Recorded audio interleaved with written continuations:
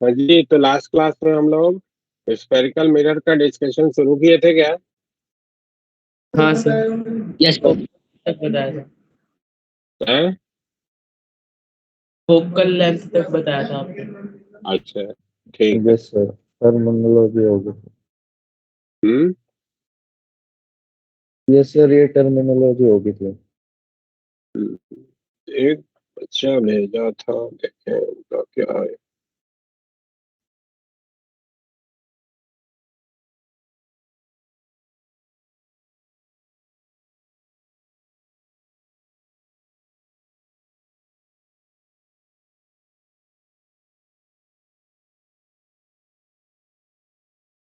चलो, तो हम लोग फोकल लेंथ के बारे में इंफॉर्मेशन बना चुके हैं कि फोकल लेंथ किसको कहते हैं भाई। पोल से फोकल पॉइंट के बीच का जो सेपरेशन होता है इसको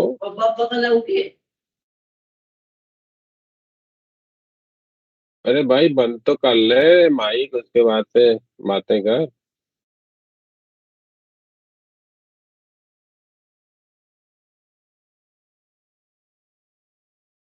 तो पोल और फोकल पॉइंट के बीच का जो सेपरेशन है उसको हम लोग फोकल लेंथ के रूप में रिकॉग्नाइज करते हैं।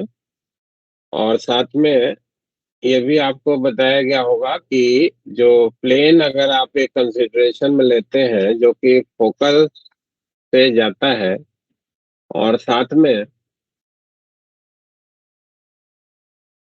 प्रिंसिपल एक्सिस के परपेंडिकुलर होता है, उसको फोकल प्लेन के रूप में जो है आप रिकॉग्नाइज करते हैं। ठीक है ना? अब आइए इसमें हम लोग बात करते हैं साइन कन्वेंशन की।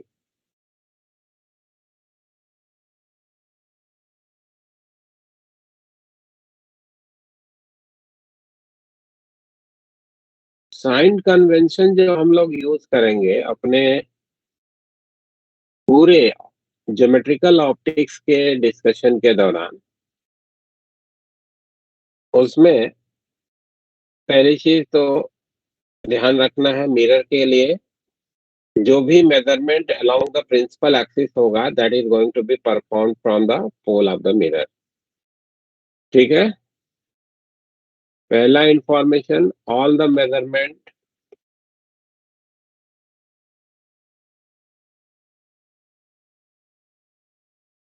along the principal axis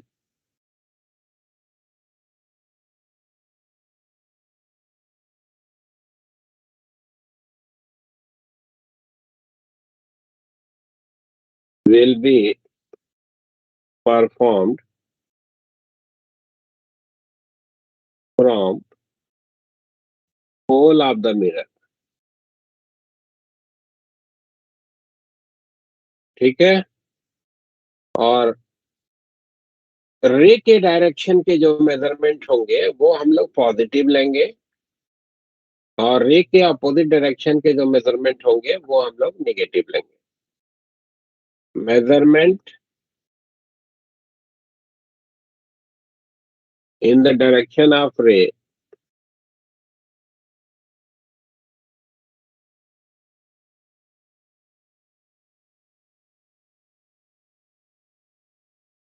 will be taken as positive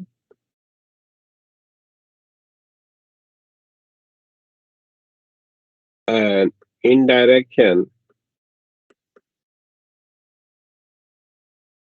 opposite to the ray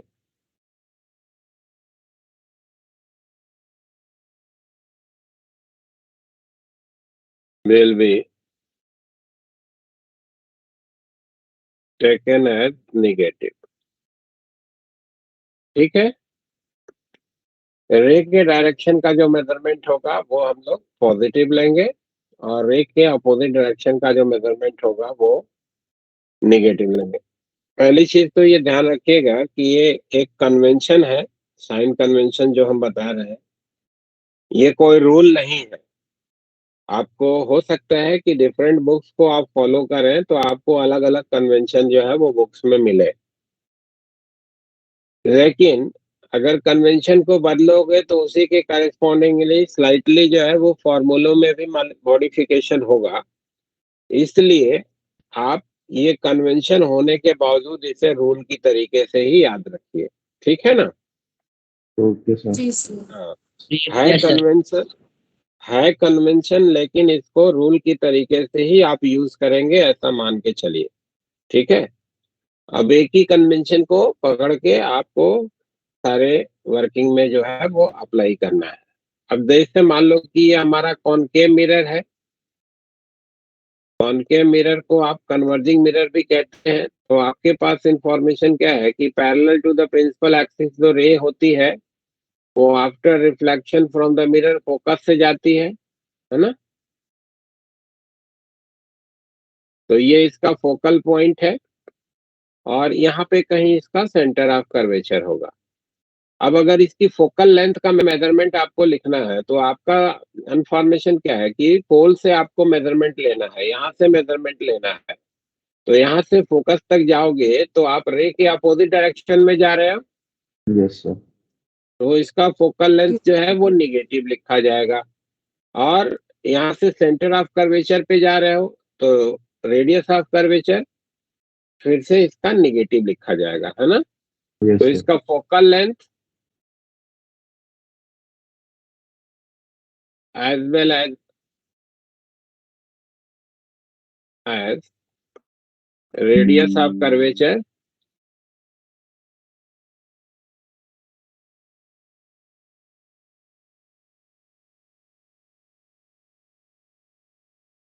ये निगेटिव होगा ना भाई। तो जब आप कभी कोई फॉर्मूला जो आगे हम लोग डिराइव करेंगे उसको यूज कर रहे होंगे तो उसमें आप इसको निगेटिव के रूप में ये वैल्यूज जो है वो प्लेस करेंगे। और मान लो कि आपका मिरर ये वाला है जिसको आपने कॉन्वेक्स मिरर या फिर डाइवर्जिंग मिरर कहा था, ठीक है? तो इसका सेंटर ऑफ कर्वेचर जो होगा वो यहाँ पे होगा और parallel to the principal axis जो रे आपके इस पर्टिकुलर मिरर पे आके टकराती है वो क्या होती है भाई? डाइवर्ज होती है। और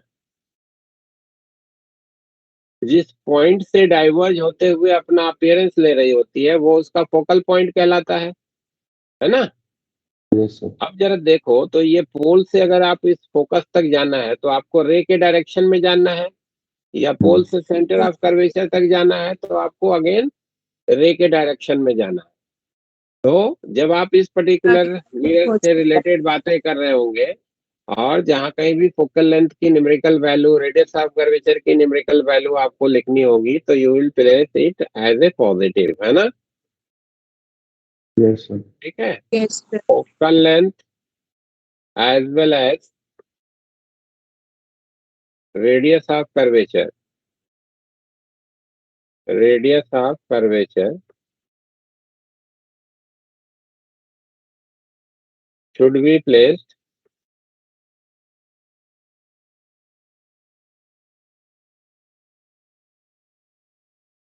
पॉजिटिव। ठीक है भाई? हेलो, आवाज आ रही है? जी sir. Yes, sir. Yes sir. Yes sir. तो ये एक साइन कन्वेंशन हो गया प्रिंसिपल एक्सिस के अलोंग के मेजरमेंट के लिए। दूसरा जो आपको ध्यान रखना है कि जो प्रिंसिपल एक्सिस के ऊपर का मेजरमेंट होगा वो आप पॉजिटिव लेंगे और प्रिंसिपल एक्सिस के बिलो जो मेजरमेंट होगा उसको हम लोग निगेटिव लेंगे। Any measurement above the principal axis,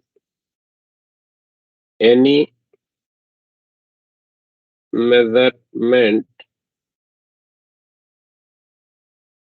above the principal axis will be taken as positive and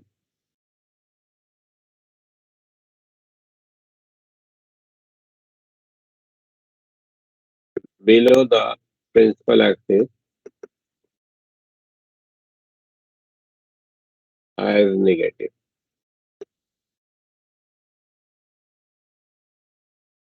ठीक है? जैसे मान लो कि ये हमारा एक पर्टिकुलर मिरर है और इसके सामने ये एक ऑब्जेक्ट को प्लेस करा, इसकी हाइट जो है ये चौकी है और इसका कहीं यहाँ पे इमेज बना है ना, और ये तुम्हारी ऑब्जेक्ट की इमेज का हाइट हो गया, HI हो गया।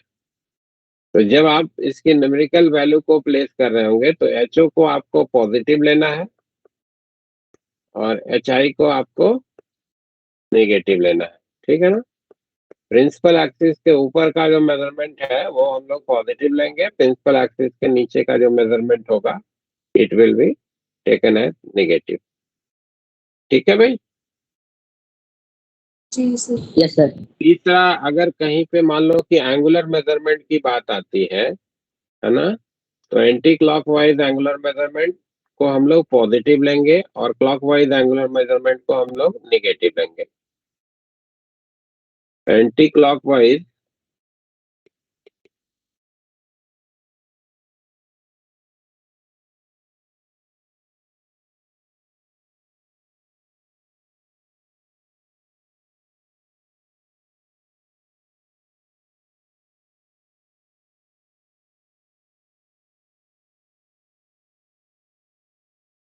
should be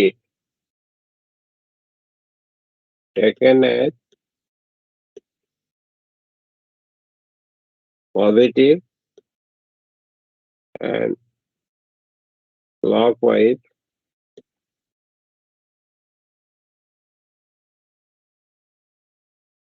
measurement of angle should be taken as negative. The reference line will be principal axis। ठीक है, प्रिंसिपल एक्सिस को रेफरेंस लाइन के तरीके से लेकर के हमको एंटी क्लॉकवाइज और क्लॉकवाइज मेजरमेंट की बात को सोचना है। ठीक है ना। जी सर। क्लियर है। तो ये हमारा जो है वो साइन कन्वेंशन होगा जिसको हमको ध्यान में रखना है। ठीक, अब आ जाइए। सेकंड पॉइंट दिखा दो थोड़ा सा नोट। कौन सा सेकंड पॉइंट? हाँ,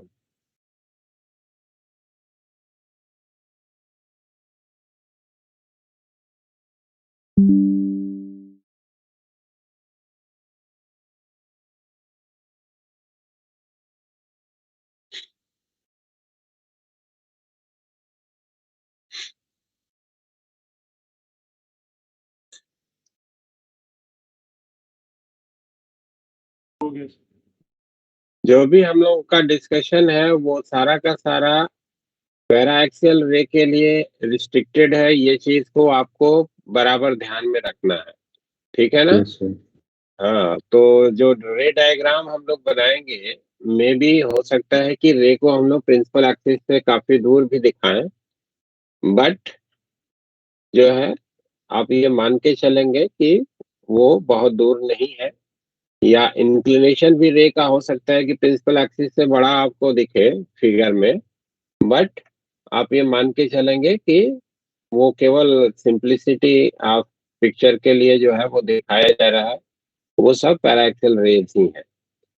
ठीक है ना, ये बात को हमेशा ध्यान में रखिए।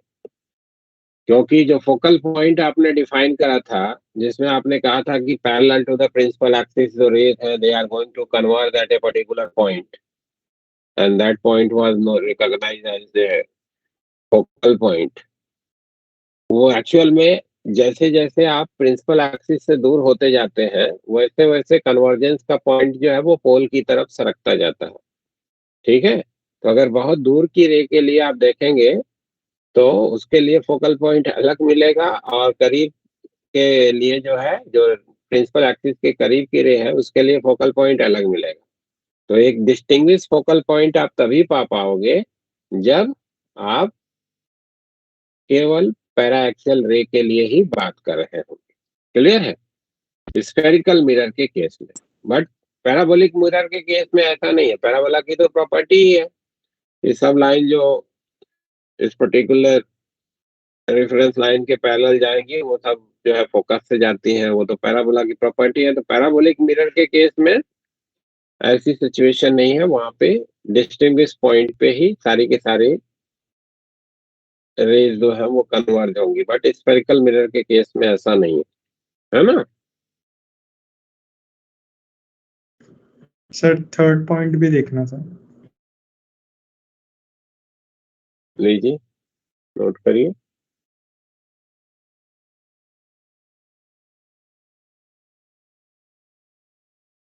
एंटी क्लॉकवाइज मेजरमेंट का मतलब angle measurement. Angle measurement should be taken as positive and clockwise measurement of angle should be taken as negative. Yes sir हो गया। The relation between focal length and radius of curvature.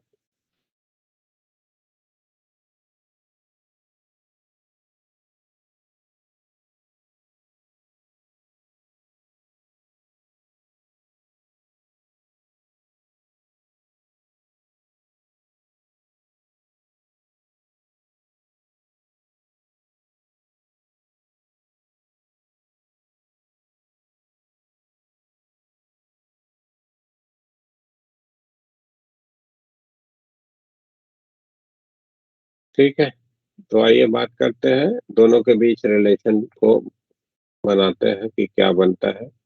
मान लीजिए कि ये हमारा एक कॉनकेव स्फेरिकल मिरर है और ये इसकी प्रिंसिपल एक्सिस हो गया, दिस वन इज द पोल, और ये एक पैराएक्सियल रे है जो कि इस पर्टिकुलर मिरर पे आके टकरा रही है। Let the centre of curvature is at this location. तो आपके पास जानकारी क्या है कि अगर सेंटर ऑफ कर्वेचर से इस पॉइंट को आप अटैच करोगे तो ये एंगल ऑफ इंसिडेंस होगा। ठीक है ना भाई। Yes sir. जी सर। तो आपको लॉ ऑफ रिफ्लेक्शन क्या कहता है कि जिस एंगल पे रे आकर के टकराई है उसी एंगल पे जो है वो रिफ्लेक्ट बैक हो जाएगी। तो ये वाला एंगल भी जो होगा वो थीटा का होगा। लॉ ऑफ रिफ्लेक्शन बोलो भाई, ठीक है। Yes sir. Yes sir. और जहाँ पे ये जाके प्रिंसिपल एक्सिस को ये रे कट कर रही है that is the focal point, ये आपका फोकल पॉइंट हो जाएगा। ठीक है, ये पैराएक्सियल रे है तो थीटा जो होगा that will be very minute and point A will be almost near two point P. ठीक है, यस सर। अगर आप देखें तो ये वाला एंगल भी जो होगा वो हमारा थीटा के बराबर होगा। Yes sir. थोड़े आसानी से आपको दिख जाता है कि सीए की अगर लेंथ लिखनी है तो सीए की जो लेंथ होगी वो आप लिख सकते हैं कितना, C F cos theta plus A F cos theta लिखा जाएगा। इधर से एक परपेंडिकुलर इस पे डाल दो भाई, तो सी एन की लेंथ हो जाएगी सी एफ कॉस थीटा और ए एन की लेंथ हो जाएगी A F cos theta. C F और ए एफ इक्वल है।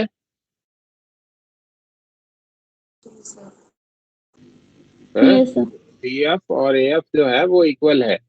तो सी ए को अगर आपको लिखना है तो इसको हम लोग लिख सकते हैं कितना, सी एफ की 2 टाइम्स कर देते हैं इंटू कॉस थीटा लिखा जा सकता है। Yes sir. Yes sir. यानी कि सी एफ की जो लेंथ है ये अगर लिखना होगा तो ये लिखा जाएगा सी ए डिवाइडेड बाई 2 कॉस थीटा।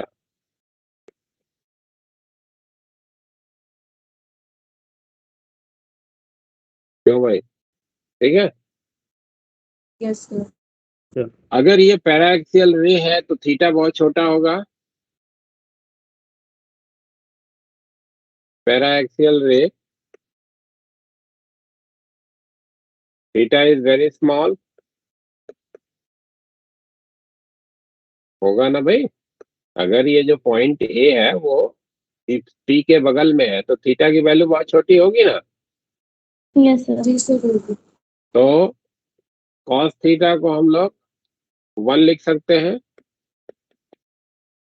यानी कि सी एफ की जो लेंथ है वो हम लोग लिख सकते हैं सी ए डिवाइडेड बाई 2। सी एफ अगर लिखना है तो इसको हम लोग लिख सकते हैं सी पी माइनस का पी एफ, और ये हो जाएगा सी ए बाई 2। सी ए क्या है? रेडियस ऑफ कर्वेचर है हमारे इस मिरर के लिए। सीपी भी रेडियस ऑफ कर्वेचर है, और ये हमारा क्या है? फोकल लेंथ है। तो अगर आप साइन के साथ रखना चाहते हैं तो आपके पास इंफॉर्मेशन हो गया कि सीपी को जो है वो माइनस का आर लिखेंगे, होल से जाना है यहाँ से। सी ए भी जो है वो हमारा माइनस ऑफ आर के रूप में लिखा जाएगा, और फोकल लेंथ को प्लस हो जाएगा, और ये हो जाएगा आपका माइनस का आर बाई 2। तो एफ के लिए इंफॉर्मेशन हो गया आर बाई 2। साइन के साथ अगर प्लेस किया तो आपके पास ये इंफॉर्मेशन होगी। तो फोकल लेंथ जो होगा वो रेडियस ऑफ कर्वेचर का आधा होगा, ये आपके पास इंफॉर्मेशन हो गई। ठीक है, ये आपको ध्यान रखना है। ठीक, एक रिलेशन। सर ये डेरिवेशन सर बोर्ड एग्जाम में आते हैं क्यों? हाँ, बॉडी के लिए है। मिरर फार्मूला अक्सर पूछा जा सकता है, ये तो खैर नहीं पूछता है, बट ये बताया बोर्ड के लिए ही जा रहा है डेरिवेशन। अदरवाइज डेरिवेशन का कोई कंपटीशन में कोई रोल नहीं है। कॉम्पिटिटिव एग्जाम में डेरिवेशन का कोई रोल नहीं है यहाँ पे। एक फिगर दिखा।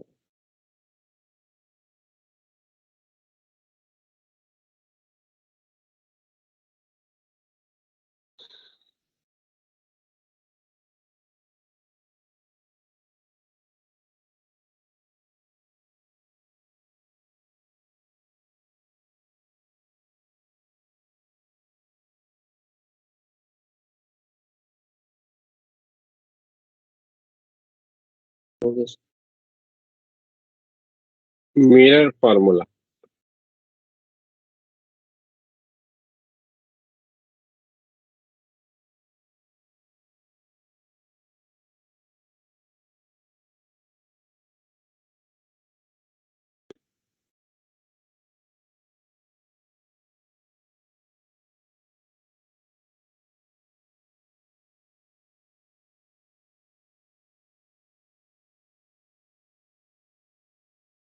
मिरर फार्मूले को डिराइव करने के पहले किसी भी पर्टिकुलर मिरर के सामने अगर किसी ऑब्जेक्ट को प्लेस करा है तो उसका इमेज कहाँ पे बनेगा, ये अगर आपको लोकेट करना है तो उसके लिए हम 4 रेज को स्पेसिफिक रूप से बता रहे हैं। उन 4 में से किसी भी 2 का कॉम्बिनेशन जो है आप यूज कर सकते हैं इमेज ट्रेसिंग के लिए। ठीक है, तो प्रिफरेबल ये रेज है, ऐसा नहीं है कि आपको इन्हीं रेज को दिखाना मस्ट है। आप इनके अलावा कोई भी दूसरी रे को दिखा सकते हैं, कोई रिस्ट्रिक्शन नहीं है। बट चूंकि इनके लिए डिस्टिंग्विश इंफॉर्मेशन है, ये रेज कहाँ से पास होंगी, कैसे जाएंगी, इसलिए आप इनको प्रीफर करेंगे। ठीक है ना। तो प्रिफरेबल जो रे डायग्राम है वो मैं बता रहा हूँ।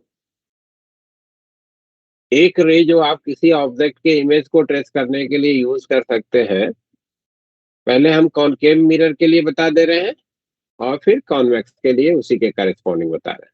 ठीक है ना।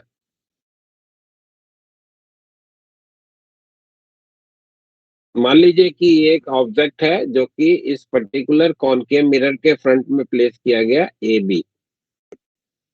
ठीक, और इस ऑब्जेक्ट का इमेज कहाँ पे बनेगा, कैसे बनेगा, उसके बारे में ऑब्जर्वेशन बनाना है। तो पहले हम क्या करते हैं कि इस पॉइंट बी जो कि टॉप ऑफ दिस एरो है, इसका कहाँ पे इमेज बनेगा उसको हम लोग लोकेट करते हैं।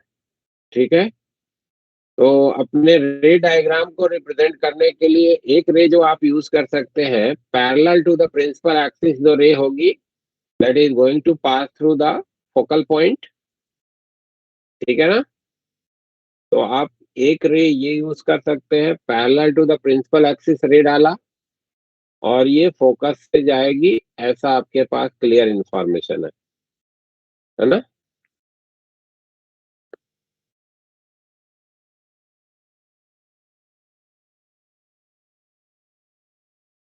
पैरेलल टू प्रिंसिपल एक्सिस रे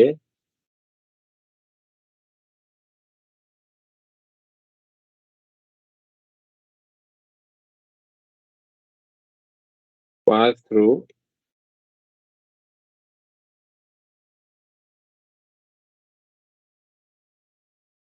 focus of mirror। ये कॉनकेव मिरर के लिए बता रहे हैं, है ना? तो ये मिरर फॉर्मूला को इधर से मिटा दे रहे हैं, रे diagram for concave mirror heading लगा दे रहे हैं, फॉर्मूला नीचे ड्राइव कर देंगे।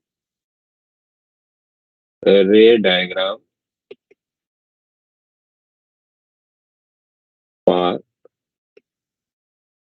Concave mirror. एक ये रे आप यूज कर सकते हैं। दूसरी जो रे आप यूज कर सकते हैं, सेंटर ऑफ कर्वेचर की तरफ जो जाने वाली रे होगी, that will be going to hit the mirror perpendicularly, है ना? सेंटर ऑफ कर्वेचर की तरफ जो रे जाएगी वो मिरर पे परपेंडिकुलर हिट करेगी ना भाई? Yes, sir. तो वो Yes, just sir. Opposite direction में रिफ्लेक्ट हो जाएगी। तो ये मान लो कि सेंटर ऑफ कर्वेचर आपने दिखाया, तो इधर को जाने वाली जो रे होगी वो जस्ट अपोजिट डायरेक्शन में रिफ्लेक्ट हो जाएगी। ये दूसरी रे आप यूज कर सकते हैं। रे going toward the centre of curvature,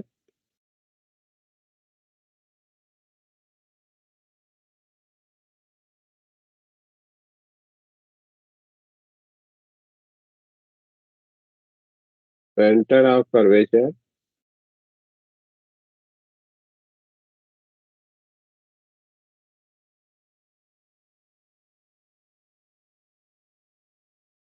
reflected in just opposite direction।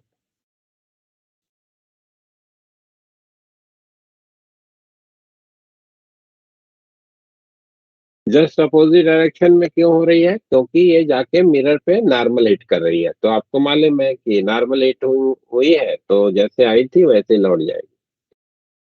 तो ये आपकी रिफ्लेक्टेड रे हो गई वहां से, और ये रिफ्लेक्टेड रे हो गई जहां पे ये दोनों जाके कट करी। ये हमारा पॉइंट बी का इमेज पॉइंट हो गया, जिसको हम B1 का नाम देंगे। तो ये बी का इमेज को ऐसे लोकेट कर लेंगे। ठीक। और यहाँ से एक परपेंडिकुलर इस पे डाल दिया, तो ये हमारा A1 हो गया, ए का इमेज पॉइंट। A1 B1 जो हो गया इस ऑब्जेक्ट का इमेज हो गया। क्लियर है बात भाई? Yes, sir. तीसरी रे जो आप यूज कर सकते हैं वो मैं इसी फिगर में बना दे रहा हूं, आप दो दो के कॉम्बिनेशन में बनाइएगा, है ना? क्योंकि हमारे पास तो थोड़ी सुविधा है, मिटा के हम जो है थोड़ा लाइन को मॉडिफाई कर सकते हैं। आपके लिए मुश्किल होगा तो आप जो है इसको अलग से दो दो के कॉम्बिनेशन में बना लीजिए, है ना? किसी दो का कॉम्बिनेशन ले सकते हैं, ये बात नहीं है कि जिन दो का कॉम्बिनेशन आप बना रहे हैं वही फिक्स्ड है। ये चार रे हम बता रहे हैं, चार में से कोई भी दो का कॉम्बिनेशन आप यूज कर सकते हैं। पोल पे जाके हिट करने वाली जो रे होगी वो प्रिंसिपल एक्सिस से सिमेट्रिकली रिफ्लेक्ट हो जाएगी, क्योंकि प्रिंसिपल एक्सिस पोल पे क्या है, परपेंडिकुलर है। तो ये एंगल अगर थीटा पे आई है तो आपको मालूम है कि ये थीटा पे ही जो है वो रिफ्लेक्ट बैक हो जाएगी, तो ये थीटा पे ही जाएगी। ठीक है? ये तीसरी रे हो गई। Ray reflecting from the pole will be symmetrical with respect to principal axis। रे reflecting from the pole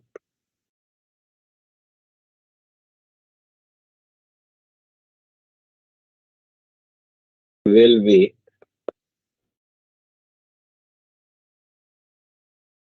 symmetrical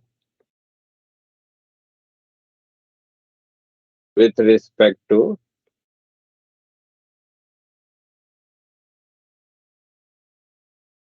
principal axis. ठीक है, तो ये तीसरी रे हो गई जो आप यूज कर सकते हो। और चौथी रे जो फोकस से जाएगी वो after reflection from the mirror parallel to the principal axis हो जाएगी। ठीक है, ray passing from the focus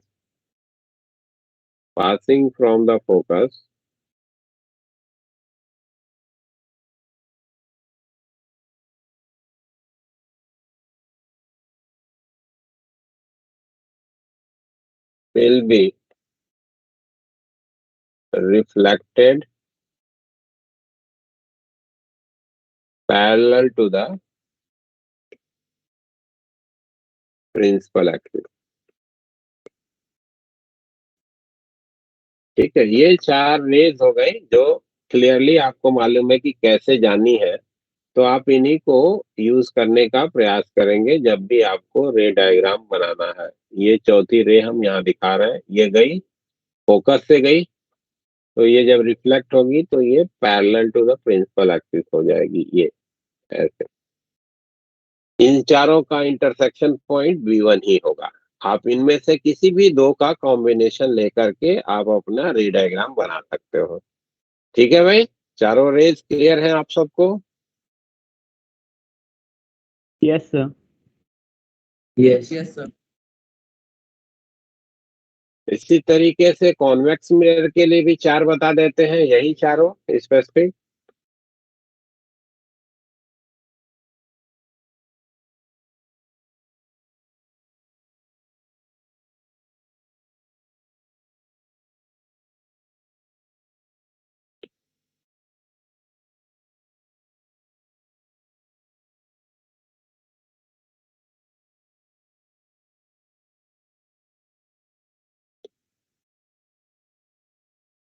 convex mirror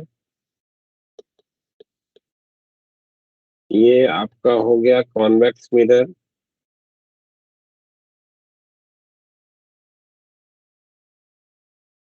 ये इसकी प्रिंसिपल एक्सिस मान लीजिए हो गई, ये इसका पोल हो गया।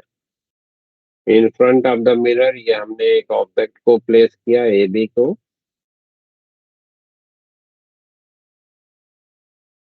पहली ray parallel to the principal axis जो रे है after reflection from the mirror focus से आती हुई अपना अपीयरेंस देगी, तो ये ऐसे चली गई। जिसको आगे बढ़ाओगे तो ये जहां पे जाके काटेगा that will be the focus of this particular mirror. ठीक है, Yes, sir. तो इसमें सेंटेंस नहीं लिख रहे हैं, बस ऐसे दिखा दे रहे हैं, या लिख दूं?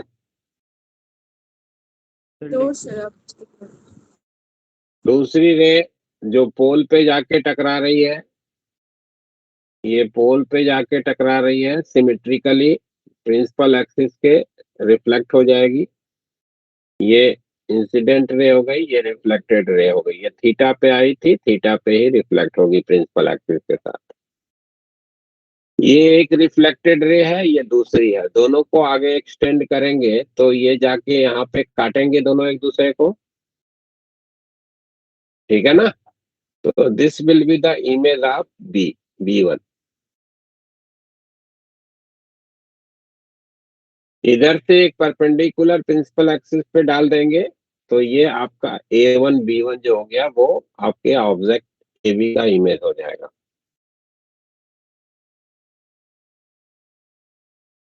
तीसरी रे जो आप यूज कर सकते हैं, सेंटर ऑफ कर्वेचर की तरफ जो जाने वाली रे होगी वो जस्ट अपोजिट डायरेक्शन में चली जाएगी, क्योंकि ये नॉर्मल हिट कर रही है तो ये जस्ट अपोजिट रिफ्लेक्ट हो जाएगी। इसको आगे बढ़ाएंगे तो ये हमारी कहाँ पे जा रही है कि जाके काटनी चाहिए सेंटर ऑफ कर्वेचर पे। ठीक है,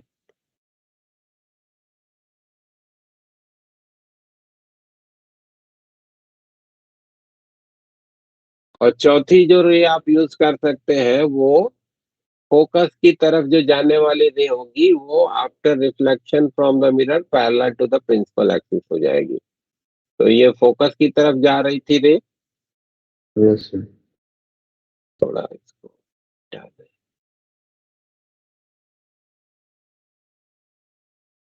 ये फोकस की तरफ जा रही थी रे, ऐसे आगे बढ़ाएंगे तो ये फोकस की तरफ जा रही थी। ये रिफ्लेक्शन के बाद parallel to the principal axis हो गई, ऐसे आगे चली गई। इसको आगे बढ़ाएंगे तो ये जहां पे जाके इसको कट करेगी वो पॉइंट B1 ही होना चाहिए। आप दो दो के कॉम्बिनेशन में बनाइएगा, क्योंकि एक साथ चारों बनाएंगे तो हो सकता है सबका इंटरसेक्शन एक जगह पे ना दिखा पावे। ठीक है, फिगर अगर थोड़ा मैनेज करना पड़ेगा आपको दिखाने के लिए, और अगर एक साथ बना ले रहे हैं तो बहुत बढ़िया है। ठीक है, तो यहाँ भी चार ये रेज हो गई। इन चारों में से कोई भी दो रे का कॉम्बिनेशन आप यूज कर सकते हैं जो आपको ज्यादा सूट करती है डायग्राम दिखाने के दौरान, वो आप कोई भी यूज कर लीजिए। ठीक है, Yes, sir. तो पहली रे दिखाई हमने parallel to the principal axis, reflection के बाद फोकस से आती हुई अपना अपीयरेंस दे रही है। दूसरी दिखाई हमने पोल पे स्ट्राइक करने वाली रे, प्रिंसिपल एक्सिस से सिमेट्रिकल रिफ्लेक्ट हो गई। तीसरी रे दिखाई हमने सेंटर ऑफ कर्वेचर की तरफ जाने वाली रे, जस्ट अपोजिट डायरेक्शन में रिफ्लेक्ट हो गई। चौथी रे हमने दिखाई फोकस की तरफ जाने वाली ray, parallel to the principal axis हो गई।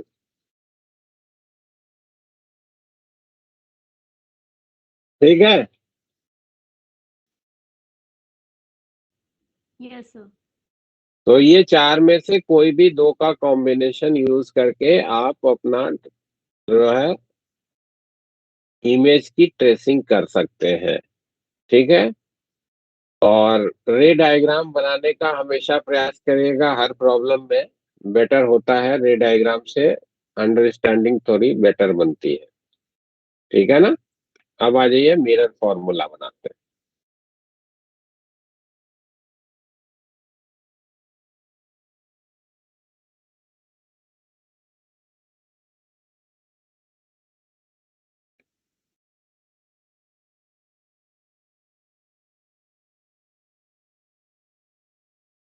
मान लीजिए कि आपने कहा कि ये एक कॉनकेव मिरर है।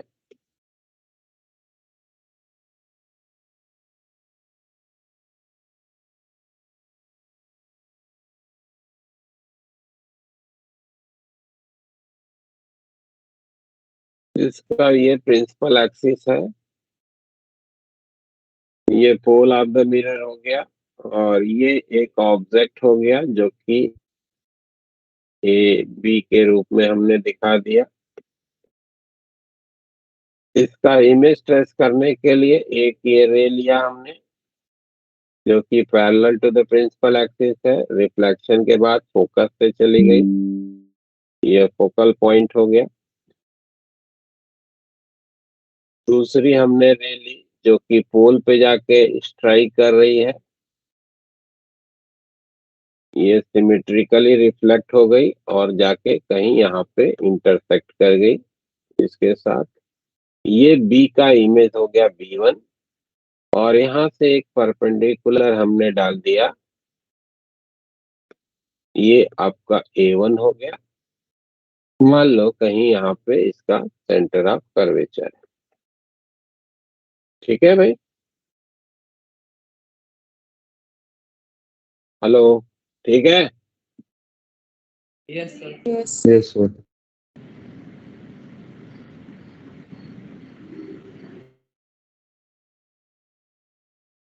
इसको हम लोग एक पॉइंट का नाम दे देते हैं,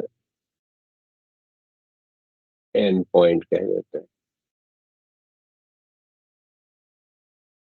अब दो ट्रायंगल को आप देखिए, triangle ABE and triangle A1B1P, ये दोनों ट्रायंगल को आप ऑब्जर्व करिए। ये एंगल थीटा है भाई, ये भी एंगल थीटा है ना।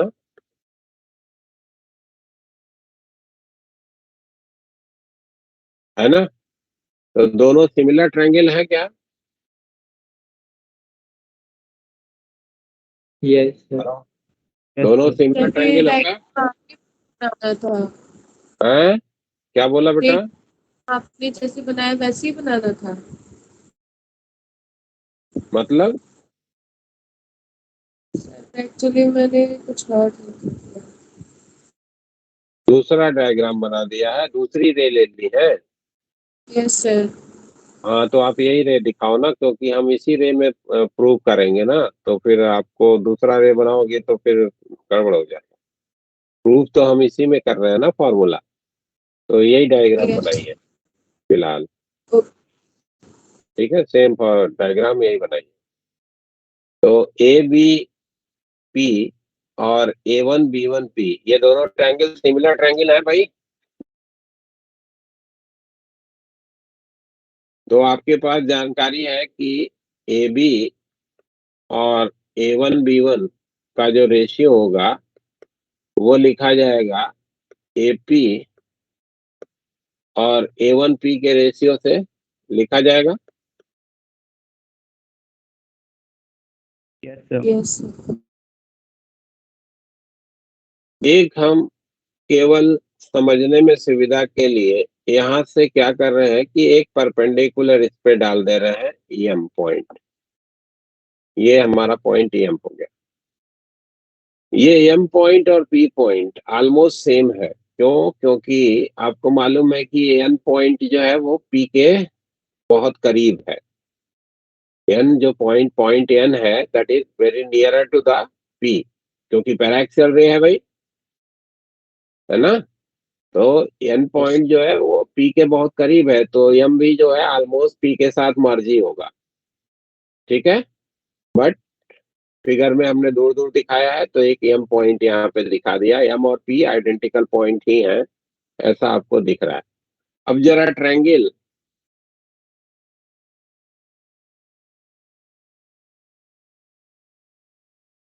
A1B1F और ट्रायंगल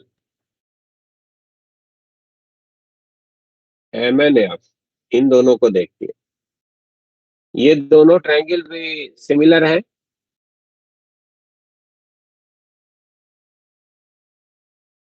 यस। A1B1F और MNF, ये दोनों ट्रायंगल भी सिमिलर हैं। ठीक है क्या? तो आप लिख सकते हो MN डिवीजन में A1B1 that is equal to MF division में FA1, लिखा जा सकता है।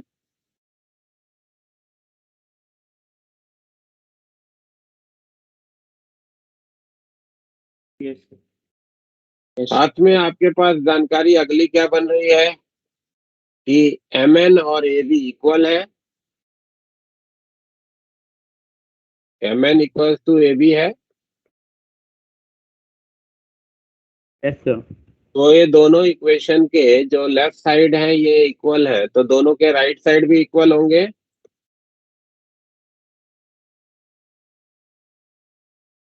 होगा। AP yes. डिवीजन में A1P that should be equal to MF division में FA1, लिख सकते हैं क्या?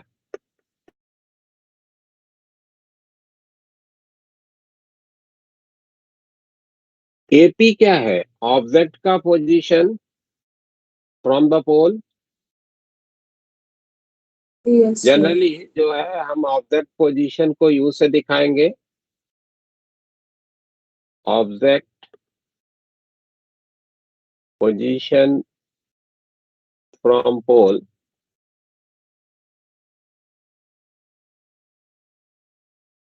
Numerical value U, image position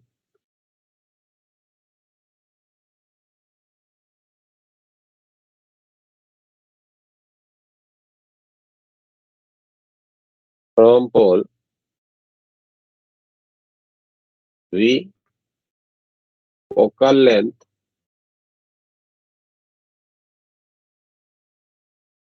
F, and radius of curvature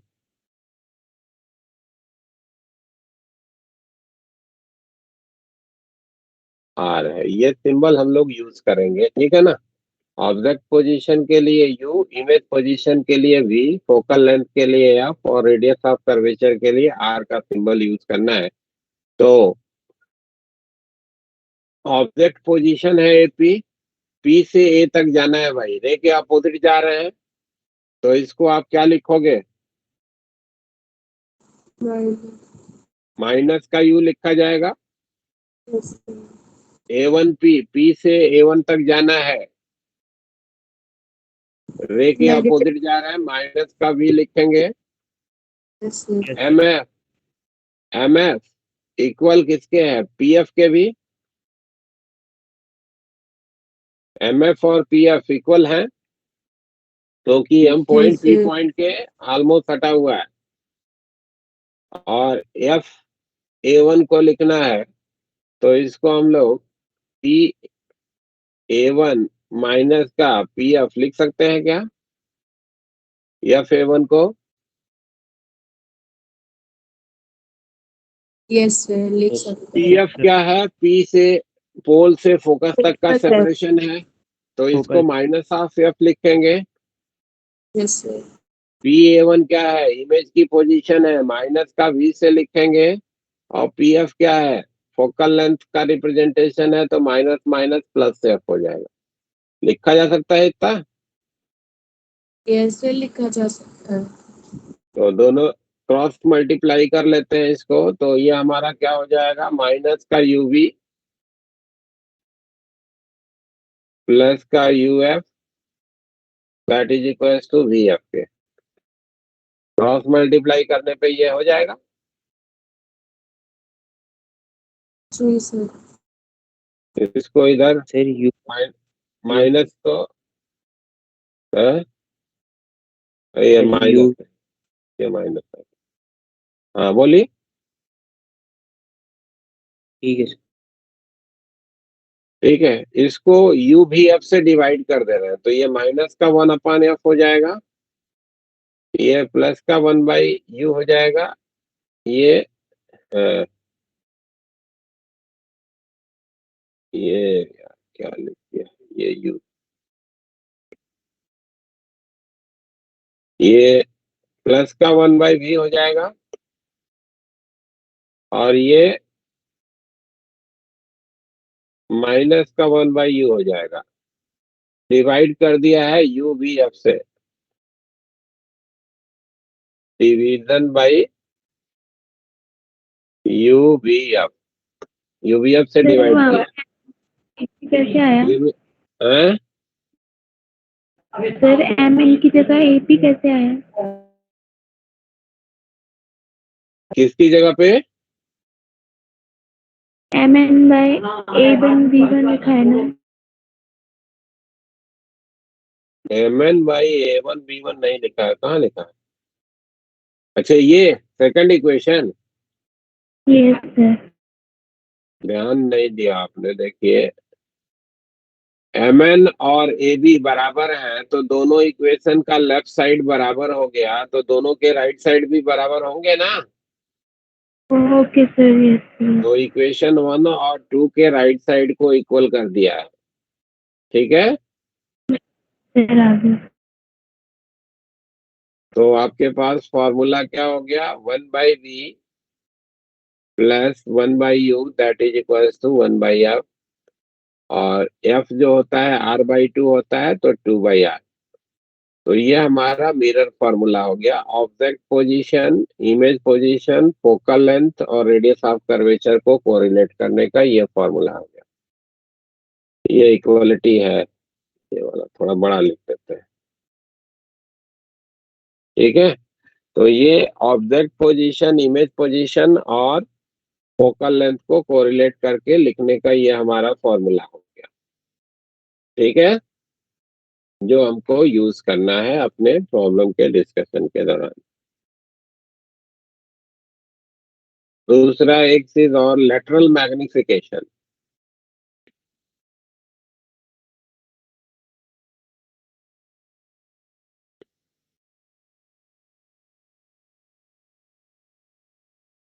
या सिंपली कभी मैग्निफिकेशन कहा जाए तो उसका मतलब लेटरल से ही होता है ना, मैग्निफिकेशन। मैग्निफिकेशन कहा जाए या लेटरल मैग्निफिकेशन कहा जाए, दोनों का मतलब same. It is defined as ratio of height of image and height of object. It is defined as height of image and height of,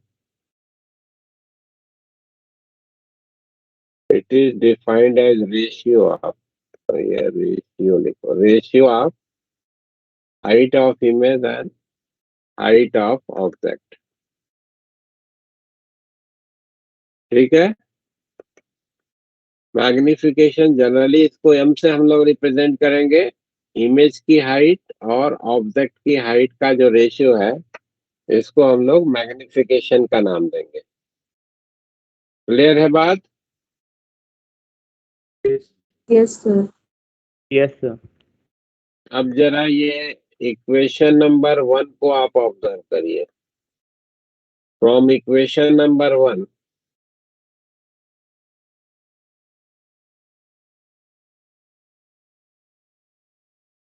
equation 1, a1 b1 upon ab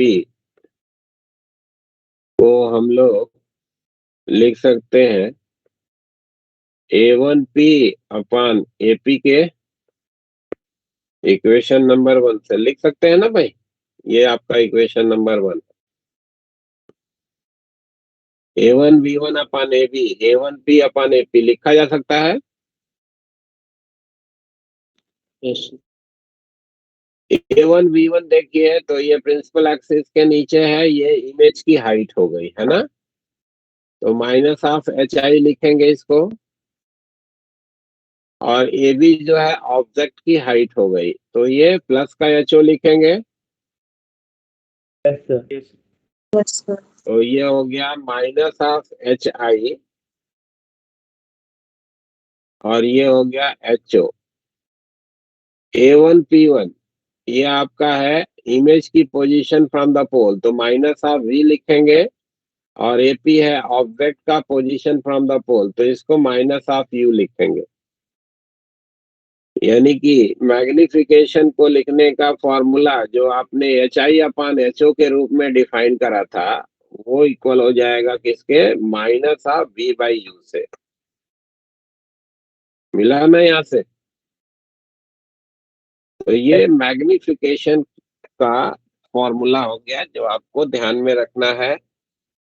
ये दोनों जो फॉर्मूले आपको दिए गए हैं इसमें जो भी नॉन इन्फॉर्मेशन होगी उसको जो साइन कन्वेंशन बनाया है आपने उसी के अकॉर्डिंग प्लेस करेंगे, क्योंकि जो भी डाटा इसमें हमने रखा है वो साइन कन्वेंशन के करस्पॉन्डिंग रखा है, तो साइन कन्वेंशन के करस्पॉन्डिंग ही आपको इसमें डाटा अपना प्लेस करना है। जिसके बारे में इंफॉर्मेशन नहीं है, यानी कि जो आप कैलकुलेट कर रहे हैं उसके साइन के बारे में आपको बादर नहीं करना है, परेशान नहीं होना है।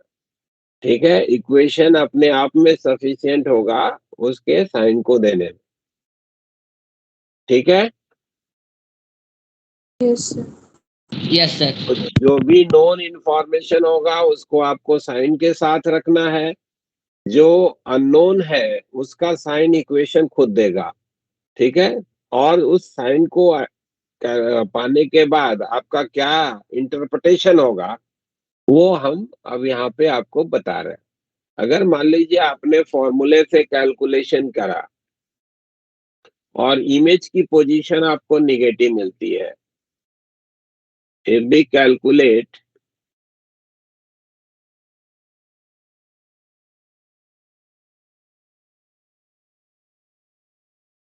position of image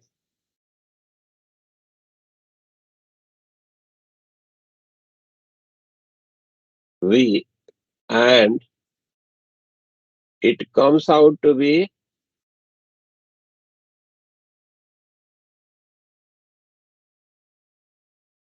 negative.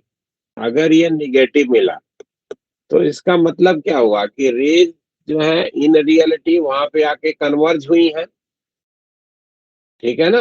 पोल के लेफ्ट साइड यानी कि रिफ्लेक्टिंग साइड में आपको रेज का कन्वर्जेंस होगा एक्चुअल, तो इमेज जो होगा वो रियल होगा। Then image will be real, then image real. And if it is positive, then image virtual। ठीक है भाई, तो ये आपके पास इमेज का कब रियल होना है कब वर्चुअल होना है उसकी पहचान कहाँ से बनेगी? कैलकुलेशन ऑफ वी से बनेगी। अगर वो निगेटिव मिलता है तो वो रियल हमारा इमेज होगा, और अगर पॉजिटिव मिलता है वी की वैल्यू तो वो इमेज जो होगा वर्चुअल होगा। ठीक है भाई। Yes sir. दूसरी चीज जो आपको ध्यान में रखनी है, अगर आपने मैग्निफिकेशन कैलकुलेट किया और ये आपको निगेटिव मिलता है, if magnification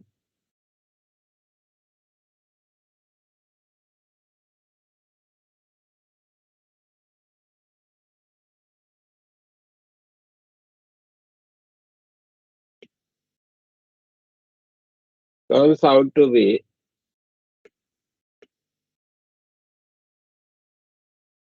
negative,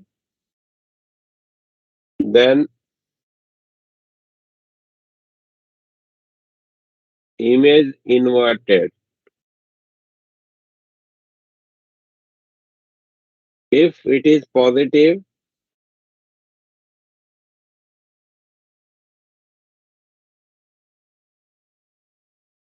image erect। ठीक है भाई। इरेक्ट या इन्वर्टेड से सिंपल सा मीनिंग है एज कंपैरिजन टू ऑब्जेक्ट बताया जा रहा है, ठीक है ना। ऑब्जेक्ट के कंपैरिजन में उल्टा या ऑब्जेक्ट के कंपैरिजन में सीधा, ठीक है ना भाई। क्लियर है बात? जैसे यहाँ पे जो अभी हमने ये रे डायग्राम बनाया है, इस रे डायग्राम में ये इमेज जो है वो इन्वर्टेड है, ठीक है। अगर यहाँ पे ऐसे इमेज बन रहा होता तो वो इरेक्ट कहलाता। जैसे कॉन्वेक्स में दिखाया था ना आपको रे डायग्राम, और उसमें ऐसे बन रहा था इमेज, तो इट वाज इरेक्ट। ऑब्जेक्ट के कंपैरिजन में सीधा या उल्टा बताना, ठीक है ना। क्लियर है बात? यस।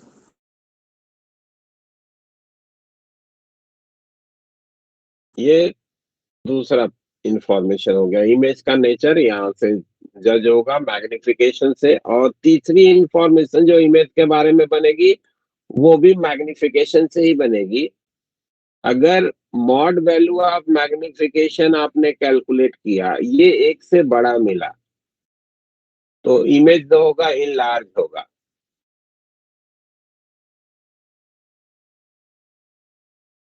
इमेज इनलार्ज का मतलब ऑब्जेक्ट के कंपैरिजन में बड़ा होगा। उल्टा होगा सीधा होगा उससे मतलब नहीं है मॉड वैल्यू का। मॉड वैल्यू का मतलब छोटा या बड़ा होने से, ठीक है ना।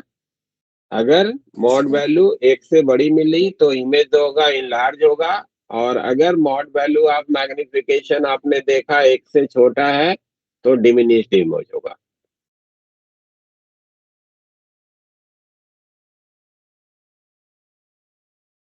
ठीक है ना, छोटा होगा ऑब्जेक्ट के कंपैरिजन में, ठीक है।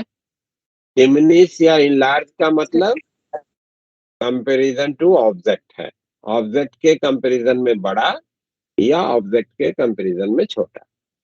तो इमेज का कंप्लीट इंफॉर्मेशन आपको इन 3 पॉइंट से बनता है। वी की वैल्यू पॉजिटिव होना, इमेज का वर्चुअल होना होता है। वी का वैल्यू नेगेटिव मिलना, इमेज का रियल होना है। मॉड वैल्यू ऑफ मैग्निफिकेशन का 1 से बड़ा होना, इमेज का इनलार्ज होना है। मॉड वैल्यू ऑफ मैग्निफिकेशन का 1 से छोटा होना, इमेज का डिमिनिश्ड होना है। और मैग्निफिकेशन की वैल्यू नेगेटिव होना मतलब उल्टा इमेज, और पॉजिटिव होना मतलब सीधा इमेज। ठीक है भाई, यस सर। क्लियर है बात? Yes sir. तो ये इधर से आपको इमेज का कंप्लीट इंफॉर्मेशन इस तरीके से बन जाएगा। अब आइए एक जनरल सा डिस्कशन कर लेते हैं किसी भी पर्टिकुलर कॉनकेव मिरर के लिए पहले, और फिर कॉन्वेक्स मिरर के लिए। और वहां से जो इंफॉर्मेशन बनेगी वो इंफॉर्मेशन हमको ध्यान में भी रखना है, क्योंकि प्रॉब्लम में अगर वो इंफॉर्मेशन आपको ध्यान में है तो आपको सुविधा रहेगी। General discussion for the image formed by concave mirror. General information for image formed by concave mirror.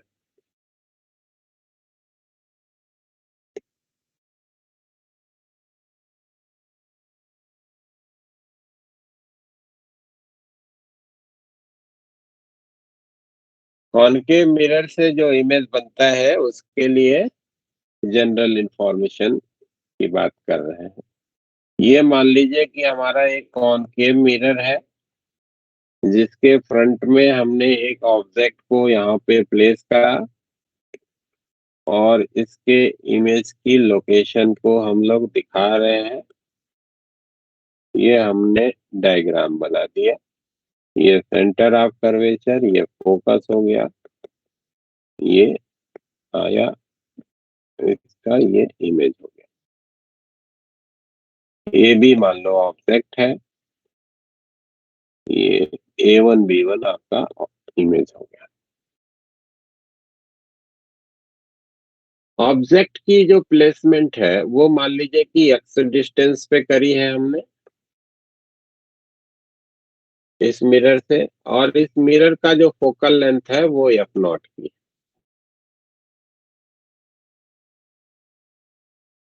तो मिरर फॉर्मूले को यूज करिए तो आपको क्या मिलता है कि 1/v plus 1/u that is equal to 1/f होता है भाई। Yes sir. इस फॉर्मूले में u की जगह पे हमको क्या प्लेस करना होगा? माइनस का x प्लेस करना होगा। Yes sir. सर। ठीक है, और f की जगह पे माइनस का F0 रखना होगा, है ना? Yes sir. तो Yes, sir. 1/v minus 1/x that is equal to minus का 1/F0।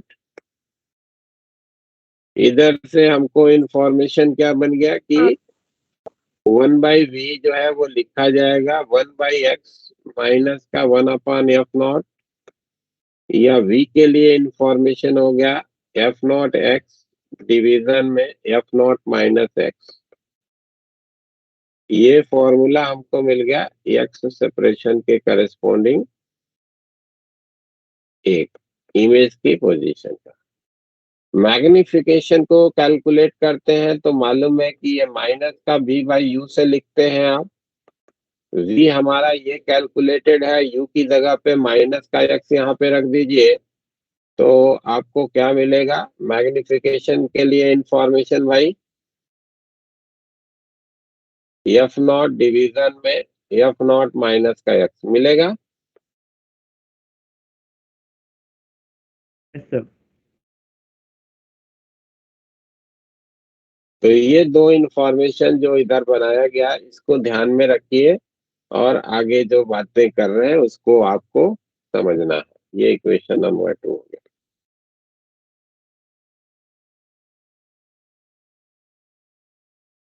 पहला case, if x is very very large as comparison to f naught, यानी कि ऑब्जेक्ट को हमने बहुत बहुत दूर रखा है as comparison to focal length, ठीक है, फार अवे। तो इधर में नीचे में अगर देखेंगे तो आपको मिलेगा कि x के कंपैरिजन में एफ नॉट को हम निगलेक्ट कर सकते हैं, तो v की वैल्यू हमको लगभग माइनस का एफ नॉट मिल जाएगा। Yes, sir. और मैग्निफिकेशन को अगर आप देखोगे तो मैग्निफिकेशन की वैल्यू आपको निगेटिव मिलेगी और बहुत बहुत छोटी मिलेगी एज कंपैरिजन टू 1 के, है ना।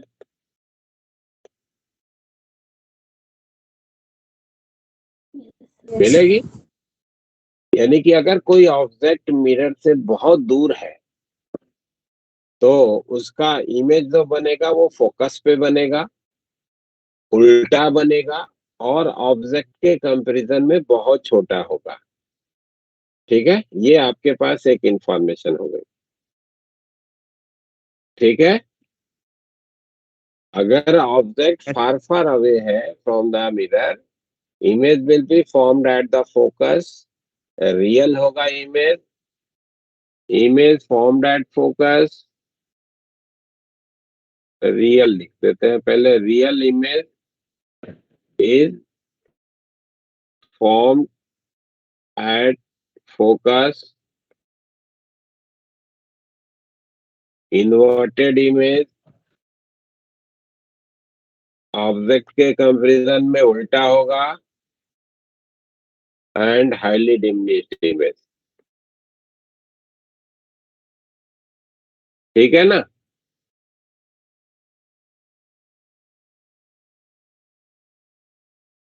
जैसे सन का अपने मिरर से आप इमेज बनाओगे तो सन जो है वो फार फार अवे पोजीशन पे है, तो उसका जो इमेज बनेगा वो फोकस ऑफ द मिरर पे बनेगा और सन के कंपैरिजन में वो इमेज की जो साइज होगी वो बहुत छोटी होगी, एक बिंदी की तरीके से आपको उसका इमेज बनेगा, ठीक है ना।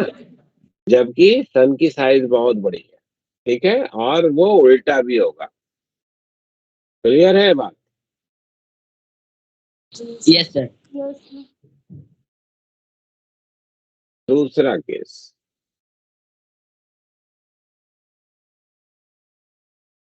अगर x की value greater than twice of F not है, ठीक है ना, बहुत बड़ा नहीं है लेकिन ट्वाइस ऑफ एफ नॉट से बड़ा है, सेंटर ऑफ कर्वेचर के बियॉन्ड है ऑब्जेक्ट, तो सेंटर ऑफ कर्वेचर के अगर बियॉन्ड है तो इधर में x की वैल्यू अगर ट्वाइस ऑफ एफ नॉट से बड़ी है तो आपको ये दिख गया कि v की वैल्यू क्या मिलेगी भाई, v की वैल्यू निगेटिव मिलेगी, मिलेगी।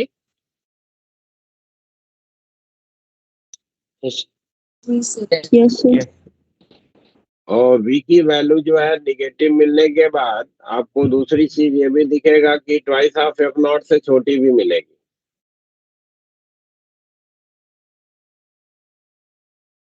Yes, sir.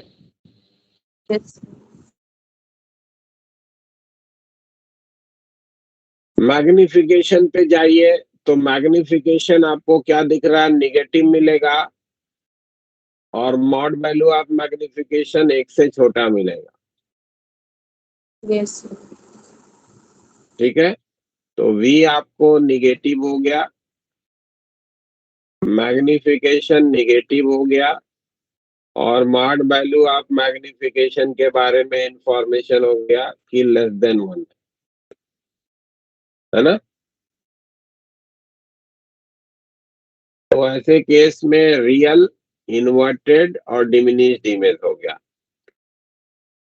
Real, inverted and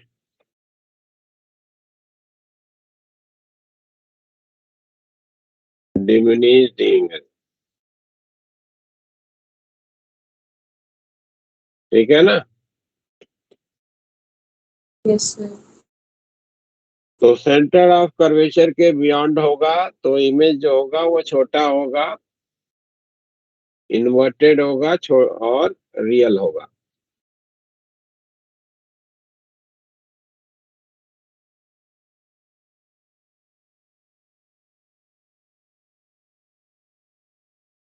x की वैल्यू होगा ट्वाइस ऑफ एफ नॉट रख देते हैं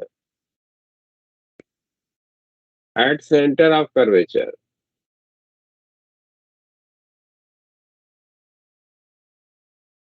तो v की वैल्यू क्या मिल गई भाई? माइनस का twice of F not. Yes, sir. m की वैल्यू क्या मिल गई? निगेटिव, और मॉड वैल्यू ऑफ मैग्निफिकेशन क्या मिल गया? 1। 1. यानी कि अगर सेंटर ऑफ कर्वेचर पे रखे हो तो सेंटर ऑफ कर्वेचर पे ही इमेज बनेगा, रियल बनेगा, उल्टा बनेगा और उतने ही बराबर बनेगा, सेम साइज का। Real inverted and of same size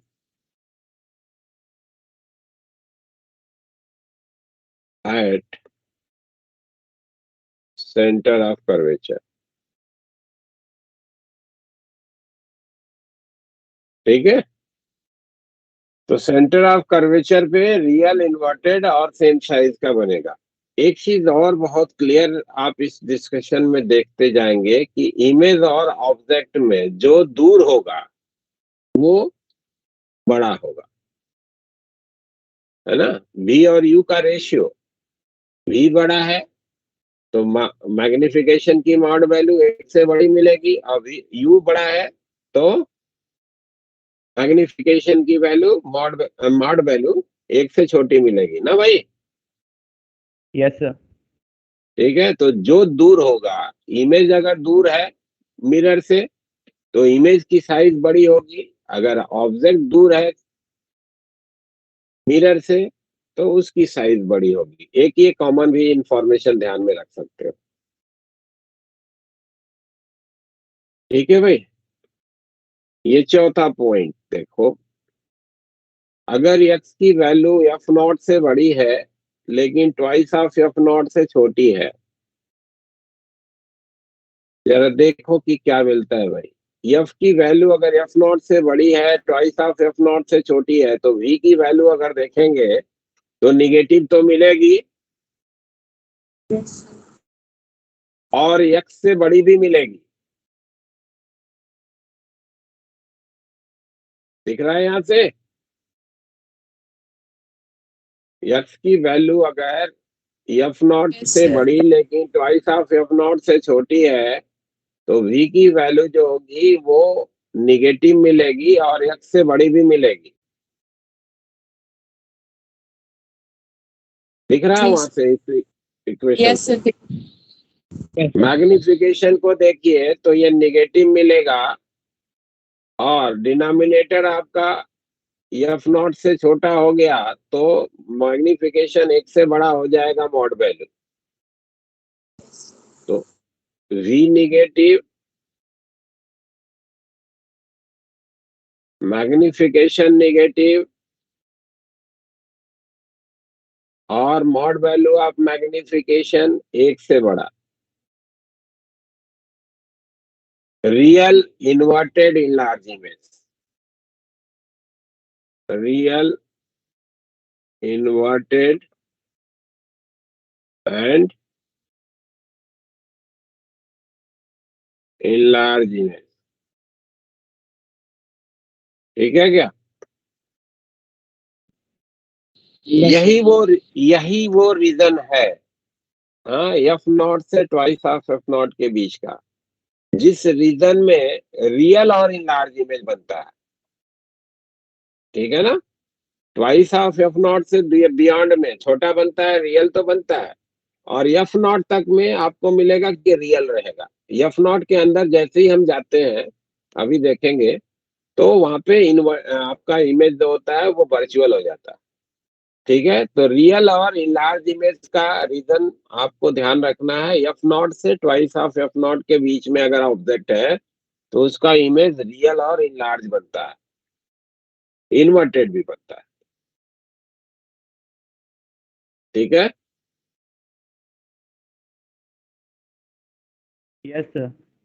पांचवा पॉइंट, एक्स की value less than F not कर देते हैं। एफ नॉट पे तो इन्फिनिटी पे चला जाएगा, दिख जाएगा आपको कि अगर एक्स की वैल्यू एफ नॉट हो जाए तो इन्फिनिटी पे हो गया, तो फोकस पे ऑब्जेक्ट रखोगे, इन्फिनिटी पे इमेज हो जाएगा, ऑब्जेक्ट के कंपैरिजन Yes, में sir. बहुत बड़ा हो जाएगा। ठीक है ना, तो वो प्रैक्टिकल इंपॉर्टेंस का तो नहीं है, इसलिए आप केवल यहाँ से इक्वेशन से देख सकते हैं कि इन्फिनिटी पे इमेज होगा एक्स की वैल्यू एफ नॉट होने पे, और ऑब्जेक्ट के कंपैरिजन में बहुत बड़ा हो जाएगा इमेज।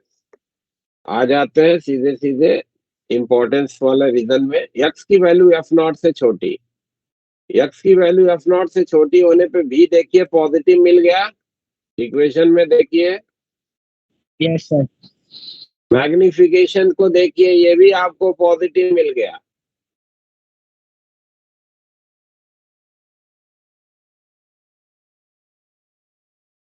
एक्स की वैल्यू एफ नॉट से छोटा रख दिया, पॉजिटिव हो गया। Yes, sir. और मॉड वैल्यू ऑफ मैग्निफिकेशन एक से बड़ा भी मिल गया, है ना। तो मॉड वैल्यू ऑफ मैग्निफिकेशन एक से Yes, बड़ा, sir. तो इधर में भी इनलार्ज इमेज तो बन रहा है, लेकिन ये वर्चुअल है। ठीक है ना, क्योंकि भी पॉजिटिव मिला, तो फोकस के अंदर में इनलार्ज इमेज है लेकिन वर्चुअल है। ट्वाइस ऑफ एफ से एफ के बीच में रियल और इनलार्ज इमेज है। ठीक है, यस सर। Yes, sir. जी सर। तो ये वर्चुअल, इरेक्ट एंड इनलार्ज।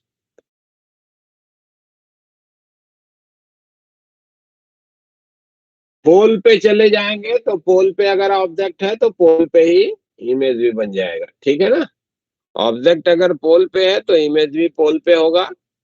पोल पे ऑब्जेक्ट होने पे मिरर हमारा जो है प्लेन मिरर की तरीके से वर्क करता है। ठीक है ना, चाहे कोई भी हो, चाहे वो कॉन्वेक्स हो चाहे वो कॉनकेव हो, ऑलमोस्ट पोल से सटा हुआ अगर ऑब्जेक्ट है तो इमेज जो मिरर के बिहेवियर आएगा that will be like a plane mirror.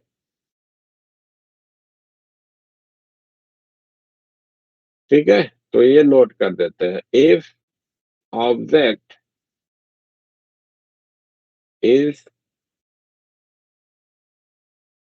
almost at pole, then mirror will behave like plane mirror। ठीक है ना, उसका बिहेवियर सब कुछ वही similar to that of plane mirror हो जाएगा, चाहे ये वाला मिरर हो चाहे कॉन्वेक्स हो, दोनों के लिए ये जनरल इंफॉर्मेशन है। ठीक है भाई। Yes sir. Yes, sir. अब general discussion for convex mirror कर लेते हैं।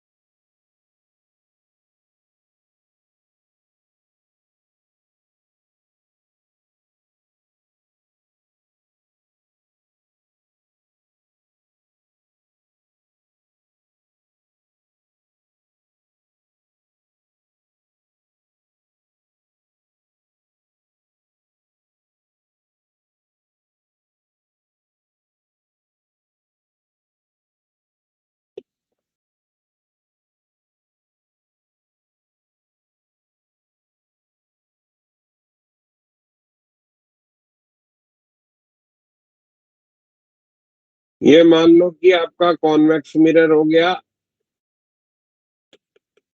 और इसके फ्रंट में एक ऑब्जेक्ट को आपने प्लेस करा है ए बी।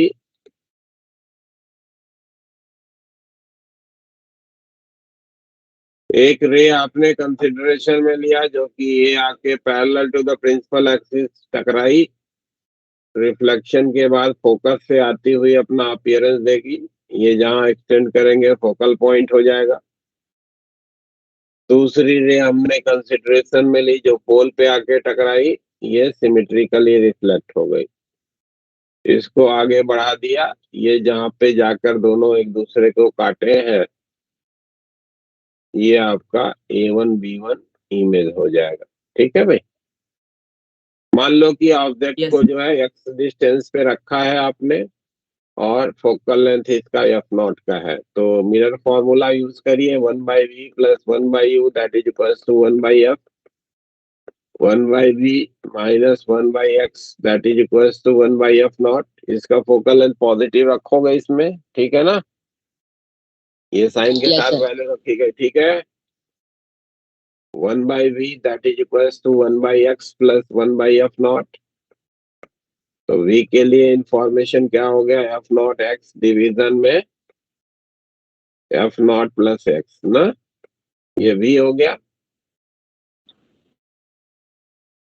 और मैग्निफिकेशन आपको मालूम है कि माइनस का v/u, तो इसमें रखेंगे तो मैग्निफिकेशन क्या हो जाएगा, F0 डिवीजन में F0 + x। क्यों भाई, ठीक है। Yes, sir. अब देखो तो आपको दिख रहा है कि इसमें x की कोई भी वैल्यू रखो,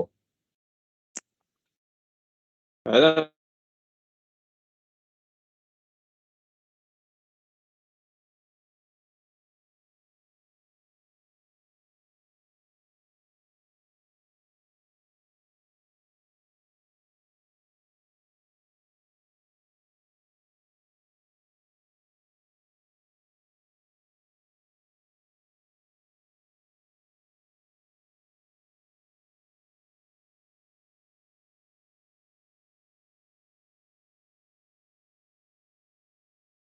hello, Yes, Yes, sir. sir. Disconnect हो Yes, गए थे। sir. अब इसमें x की कोई भी वैल्यू आप रखो, आपको क्या दिख रहा है, b की वैल्यू पॉजिटिव ही मिलेगी। Yes, sir. जी x की कोई भी वैल्यू यहाँ पे रखो, m की वैल्यू पॉजिटिव मिलेगी और एक से छोटी ही मिलेगी। Yes, sir. For all value of x v positive है, m जो है वो पॉजिटिव है, and mod value of magnification less than 1। ठीक है ना, यानी कि रियल ऑब्जेक्ट का कॉन्वेक्स मिरर हमेशा वर्चुअल इमेज बनाएगा, छोटा बनाएगा और सीधा बनाएगा। Convex mirror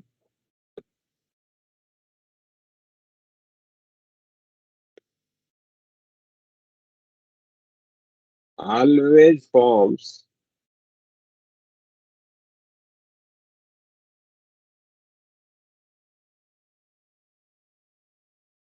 virtual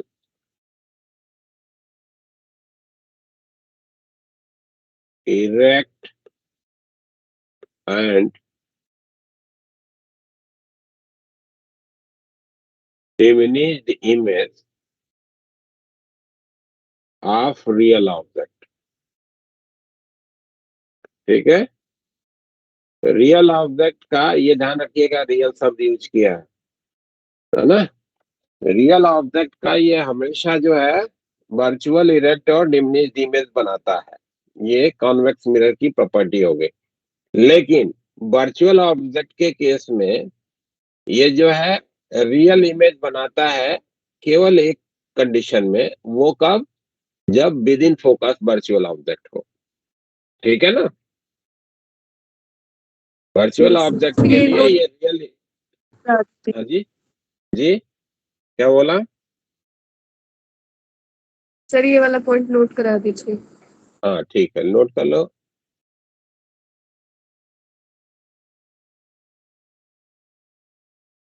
If virtual object is placed within the focus, if the virtual object is placed within the focus, then convex mirror forms its real image.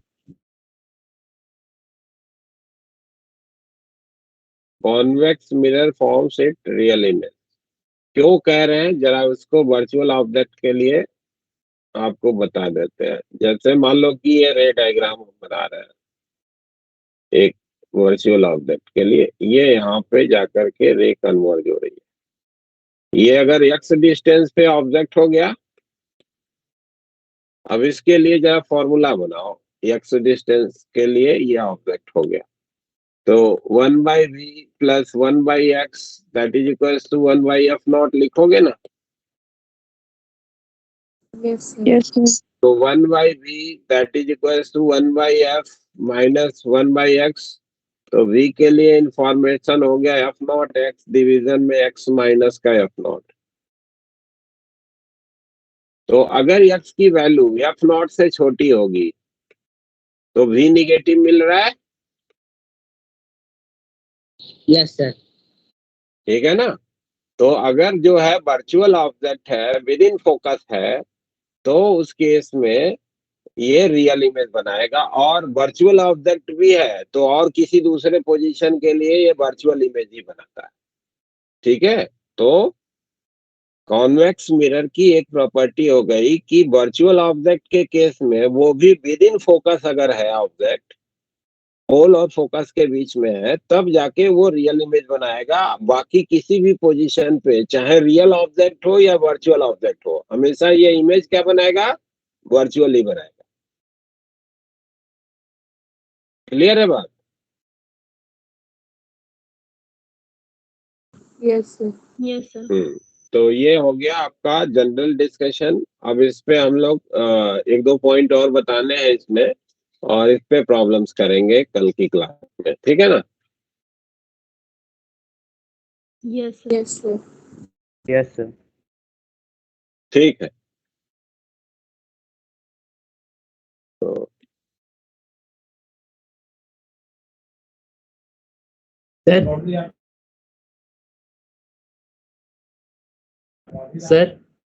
हाँ हाँ, तो इस चैप्टर से कितने क्वेश्चन आते हैं जेई में? जेई में ठीक ही ठाक क्वेश्चन आ जाते हैं बेटा। तो मतलब 2-3 आते हैं हाँ सर, 2-3 और क्वेश्चन आ जाते हैं। हाँ हाँ हाँ, आ जाएंगे। बहुत ही सिंपल है लेकिन बहुत ही यूजफुल भी है, ठीक है ना। अगर सारी Yes, sir. चीजें साइन कन्वेंशन वगैरह प्रॉपर ध्यान में है आपको, तो कोई बहुत मेहनत नहीं करना पड़ता है ना। प्रॉब्लम बन जाते Yes, sir. हैं, और गलतियों की संभावना तभी होगी जब साइन कन्वेंशन आप प्रॉपरली यूज नहीं कर रहे होंगे, ठीक है। तो प्रॉब्लम आपके आसानी से बन जाते हैं इधर के, बस चीजों को बड़े ध्यान से दिमाग में बिठाना है हर चीज को। Yes, sir.